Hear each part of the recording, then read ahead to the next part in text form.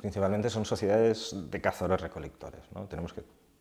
Si hablamos entre 30 y 40.000 años, hablamos de que hay dos especies humanas diferentes, ¿no? Hace 40.000 son neandertales, a partir de los 40.000 son cromañones, es Homo sapiens, pero que tienen un estilo de vida muy similar y son sociedades nómadas, de cazadores-recolectores, pero son sociedades plenamente humanas, son sociedades que tanto los neandertales como los Homo sapiens tienen un simbolismo desarrollado, diferente en cada caso, pero tienen un comportamiento simbólico, viven en comunidades, tienen una estructuración espacial, tienen una vertebración del territorio, son seres sociales, es decir, somos nosotros. Somos nosotros en un estadio tecnológico diferente, con unos sistemas de vida, unos sistemas económicos diferentes, pero no dejamos de ser, al fin y al cabo, nosotros.